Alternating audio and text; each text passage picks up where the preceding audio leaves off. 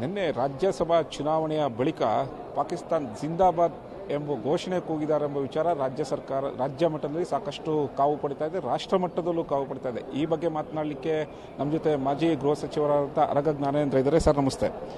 ನಿನ್ನೆ ಚುನಾವಣೆ ಬಳಿಕ ಅಂದರೆ ಚುನಾವಣೆ ಏನೋ ಅದನ್ನು ಸೆಲೆಬ್ರೇಟ್ ಮಾಡುವಂಥ ಸಂದರ್ಭದಲ್ಲಿ ನಾಸಿರ್ ಹುಸೇನ್ ಅವರ ಬೆಂಬಲಿಗರು ಪಾಕಿಸ್ತಾನ್ ಜಿಂದಾಬಾದ್ ಎಂಬ ಘೋಷಣೆ ಕೂಗಿರೋಂಥದ್ದು ಸಾಕಷ್ಟು ಚರ್ಚೆ ಆಗ್ತಾ ಇದೆ.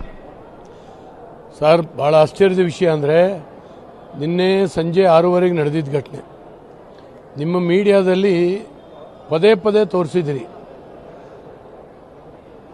ಪಾಕಿಸ್ತಾನ್ ಜಿಂದಾಬಾದ್ ಅಂತ ಹೇಳಿ ಕೂಗ್ತಾ ಇರುವಂಥದ್ದು, ಅದು ಕೂಡ ವಿಧಾನಸೌಧದ ಒಳಗಡೆ ಫಸ್ಟ್ ಫ್ಲೋರ್ನಲ್ಲಿ ಕೂಗ್ತಾರೆ. ಇದುವರೆಗೆ ಒಂದು ಸರ್ಕಾರ ಒಬ್ಬನ್ನ ವಿಚಾರಣೆಗೆ ಕರೆಸಲಿಲ್ಲ.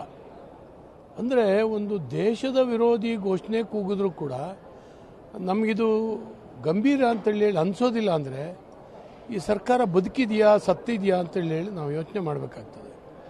ಇಡೀ ಹೊರಗಡೆ ಜನ ಆಶ್ಚರ್ಯದಿಂದ ಮಾತಾಡ್ಕೊಳ್ತಾ ಇದ್ದಾರೆ, ಏನು ನಡೀತಾ ಇದೆ ಈ ದೇಶದಲ್ಲಿ. ಈ ದೇಶದ ಅನ್ನ ತಿಂದು, ಈ ದೇಶದ ಸೌಲಭ್ಯ ಎಲ್ಲ ತಿಂದು ವಿದೇಶದ ಜಿಂದಾಬಾದ್, ಅವರೇ ಪಾಕಿಸ್ತಾನದವರೇ ಭಿಕ್ಷೆ ಬೇಡ್ತಾ ಇದ್ದಾರೆ, ಅವ್ರಿಗೆ ಜಿಂದಾಬಾದ್ ಅಂತ ಹೇಳ್ತಾ ಇದ್ದಾರೆ. ಈ ದೇಶದಲ್ಲಿ ಸಮೃದ್ಧವಾಗಿ ಅನ್ನ ತಿಂತಾ ಇದ್ದಾರೆ ಇವರೆಲ್ಲ. ಈ ರೀತಿ ಆದರೆ ಏನಾಗ್ಬೋದು ನಾಳೆ? ಮತ್ತು ಕಾಂಗ್ರೆಸ್ಸು ಗೆದ್ದಾಗೆಲ್ಲ ಈ ಪರಿಸ್ಥಿತಿ. ಈಗ ನೋಡಿ 8 ತಿಂಗಳಾಗಿದೆ, ಇಂಥ ದೇಶ ವಿರೋಧಿ ಶಕ್ತಿಗಳು ಇವತ್ತು ಭಾಳ ಶಕ್ತಿ ಪಡೆದು ಎದ್ದು ನಿಂತಿದ್ದಾವೆ. ಅದಕ್ಕೊಂದು ಪ್ರೇರಣೆ ಸಿಕ್ಬಿಟ್ಟಿದೆ, ಕಾಂಗ್ರೆಸ್ ಗೆದ್ದಿದೆ, ಹಾಗಾಗಿ ನಮಗೇನು ತೊಂದರೆ, ಏನು ಬೇಕಾದ್ದು ಮಾಡ್ಬೋದು ಅಂತ. ಇದು ಈ ದೇಶದ ಏಕತೆ ಮತ್ತು ಸಮಗ್ರತೆಯ ದೃಷ್ಟಿಯಿಂದ ಭಾಳ ಹಾನಿಕರ. ಇದನ್ನು ನಾವು ವಿರೋಧಿಸಿದ್ದೀವಿ. ಈಗ ಅವ್ರು ಅರೆಸ್ಟ್ ಮಾಡೋ ತನಕ ನಾವು ಅಸೆಂಬ್ಲಿ ನಡೀಲಿಕ್ಕೆ ಬಿಡೋದಿಲ್ಲ.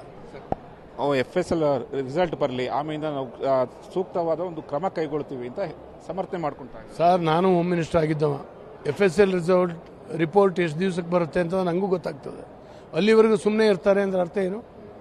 ನಿಮ್ಮ ಕ್ಯಾಮ್ರಾಗಳು ಹಂಗಾದ್ರೆ ಸುಳ್ಳು ಹೇಳ್ತಾವು, ಮುಖ ತೋರಿಸ್ತಾರೆ, ಅಂದಿದ್ದು ಇದು ಸಿಗ್ತದೆ, ಆಡಿಯೋ ವಿಡಿಯೋ ಎರಡೂ ಕೂಡ ಸಿಗ್ತದೆ. ಅರೆಸ್ಟ್ ಮಾಡ್ಕೊಂಡು ಬರ್ಲಿಕ್ಕಾಗಲ್ವಾ? ವಿಚಾರಣೆಗೆ ಕರೆಸೋ ಯೋಗ್ಯತೆನೂ ಇಲ್ಲ ಅಂತ ಹೇಳಿದ್ರೆ ಯಾರು ಒತ್ತಡ ಇದೆ? ಇಲ್ಲಿ ಯಾರ್ದೋ ಒಂದು ಒತ್ತಡ ಇದೆ, ಯಾವುದೋ ಒಂದು ಒತ್ತಡ ಇದೆ. ಮತ್ತು ವೋಟ್ ಬ್ಯಾಂಕಿನ ದಾಕ್ಷಿಣ್ಯ ಇದೆ ಇವರಿಗೆ. ಧರ್ಮದ ಆಧಾರದ ಮೇಲೆ ಅಭಿವೃದ್ಧಿ ಕೊಟ್ಕೊಂಡು ಪ್ರತ್ಯೇಕ ಮಾಡಲಿಕ್ಕೆ ಹೊರಟಿದ್ದಾರೆ ಇವರು. Divide and rule. Hindu, Muslim, Christian ನಾವು ಯಾರು ಒಟ್ಟಾಗಿ ಬದುಕಲೇಬಾರ್ದು. ಇವ್ರದ್ದಷ್ಟೇ ಬೇರೆ ಬೇರೆ ಆಗಿರಬೇಕು. ದಿನ ಹೊಡೆದಾಟ ಮಾಡ್ಕೊಳ್ಬೇಕು, ದಿನ ಕಡ್ದಾಟ ಮಾಡ್ಕೊಳ್ಬೇಕು, ಇವ್ರಿಗೆ ಓಟ್ ಕೊಡ್ಬೇಕು ಕಾಂಗ್ರೆಸ್ನವ್ರಿಗೆ. ಇದು ಸ್ಟ್ರಾಟಜಿ ಇವರು. ಹಾಗಾಗಿ ನಾವಂತೂ ಬಿಡೋದಿಲ್ಲ. ಇವ್ರ ಮುಖವಾಡವನ್ನು ಕಳಿಸ್ತೇವೆ. ಹೋರಾಟ, ಬಿಜೆಪಿ ಹೋರಾಟ ಇದು ಈ ಬಗ್ಗೆ ಯಾವ ರೀತಿ ಇರುತ್ತೆ? ಖಂಡಿತ ಸರ್, ಅವ್ರನ್ನ ಅರೆಸ್ಟ್ ಮಾಡೋ ತನಕ ಯಾವನು ದೇಶದ ವಿರುದ್ಧ ಘೋಷಣೆ ಕೂಗ್ತಾನೆ ಕ್ಷಮಿಸುವ ಪ್ರಶ್ನೆನೇ ಇಲ್ಲ. ಎಳ್ಕೊಂಡು ಬಂದು ಹಾಕಬೇಕು, ನಮ್ಗೆ ಹೇಳ್ಬೇಕು, ಮೆಸೇಜ್ ಕಳಿಸ್ಬೇಕು ಎಲ್ರಿಗೆ, ಇಡೀ ರಾಜ್ಯದ ಜನಕ್ಕೆ, ಇಲ್ಲಪ್ಪ ಅರೆಸ್ಟ್ ಮಾಡಿದ್ದೀವಿ ಅಂತೇಳಿ. ಇಲ್ಲದೆ ಏನು ಹುಡುಗಾಟ ಆಡ್ತಾರೆ, ಇದು ನಾವು ಬಿಡೋದಿಲ್ಲ, ಇದನ್ನ ಹೋರಾಟ ಮಾಡ್ತೀವಿ. ಎಸ್ ಸರ್, ಇದಿಷ್ಟು ಮಾಜಿ ಗೃಹ ಸಚಿವರಾದಂಥ ಅರಗ ಜ್ಞಾನೇಂದ್ರ ಅವರ ಮಾತಾಗಿತ್ತು. ಕ್ಯಾಮ್ರಾ ಪರ್ಸನ್ ಸಿದ್ದು ಜೊತೆ ಹೆಲೆನ್ ಸ್ವಾಮಿ, TV5 ಬೆಂಗಳೂರು.